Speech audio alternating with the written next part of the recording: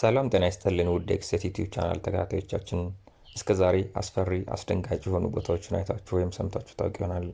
ዛሬ በኤክሴት ዩቲዩብ ቻናላችን ከዓለም አደገኛው መንገድ እስከ አስከፊው ሞቃታማ ያለምንም እሳት እንቁላል እስከሚጠብሰው ስፍራ ያሉ ዓለምን ያስደነግጡ አደገኛ ቦታዎችን እናያለን። አብራችሁን ቆዩ። ወደ ቪዲዮ ከማለፋችን በፊት ቪዲዮ እንደምትወዱት እርግጠኛ ስለሆንኩ ላይክ አድርጋችሁ ወደ ቪዲዮ እንለፍ። የኤክሴት ዩቲዩብ ቻናል የ10,000 ሰብስክራይበር ጉዞ አባል ለመሆን ሰብስክራይብ አድርጉ።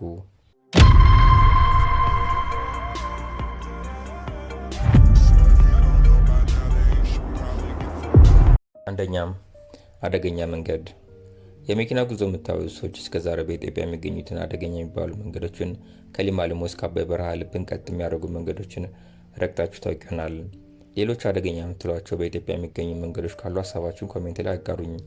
ለዛሬ ላስቃኛችሁ የወደድኩት በቦሊቪያ የሚገኘውን የዩንጋስ መንገድን ነው።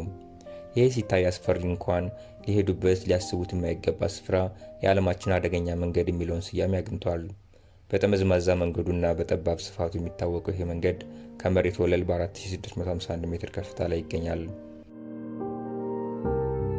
3 ሜትር ብቻ ስፋት ያለው ሲሆን አንድ መንገድ ከጀመራችሁ በኋላ ወደ ኋላ መመለስ የማይታሰብ ነው። በዚህ መንገድ ላይ ጉዞ ከጀመራችሁ በኋላ አያርገውና አደጋ ቢያጋጥማችሁ ወደ መሬት 600 ሜትር ወደታች ነው የምትፈጠፈጡት።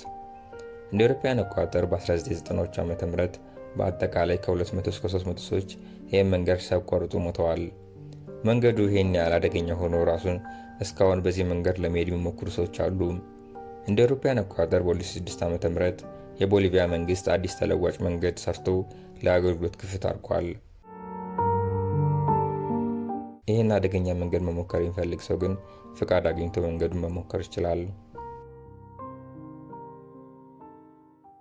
ሁለተኛም ናይካ የክሪስታል ዋሻ። ይህ በምስሉ የምታዩት ውብ ስፍራ የሚገኘው በሜክሲኮ ናይካ በሚባል ስፍራ ነው።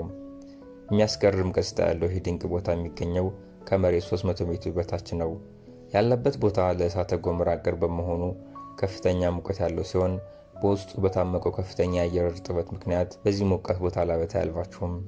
ስለዚህ በቦታው ያለምንም ጉዳት ከ10 ደቂቃ በላይ መቆየት ፈታኝ ነው። አሁን ሳይንቲስቶች ወደዚህ ቦታ ለመግባት ለዚህ ተብሎ የተዘጋጀውን ልብስ ለብሰው ነው የሚገቡት። ቢሆንም ግን መቆየት የሚችሉት ለ1 ሰዓት ብቻ ነው። ሶስተኛም የእባብ ደሴት። ይሄ በሀገረ ብራዚል የሚገኘው ስፍራ ለሳይንቲስቶች እንጂ ለጎብኚ የተከለከለም ከፍተኛ ወታደራዊ ጥበቃ የሚደረግለት ስፍራ ነው።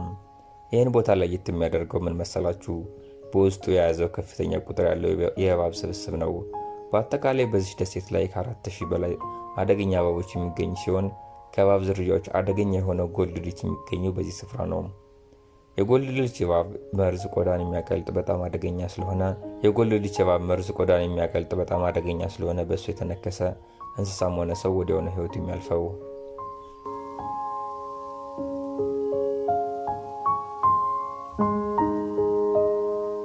የዛሬ ቪዲዮ ይህን ይመስል ነበር። አብራችሁን ስለቆያችሁ አመሰግናለሁ። ቪዲዮን ከወደዱት ላይክ፣ እንዲሁም የኤክሴት ዩቲዩብ ቻናል የ10,000 ሰብስክራይበር ጉዞ አባል ለመሆን ሰብስክራይብ አድርጋችሁ የደወል ምልክቷን ተጫኗት። በዚህ ዩቲዩብ ቻናል እንዲቀር የምትፈልጉት ነገር ኮሜንት ላይ አስፍሩልኝ።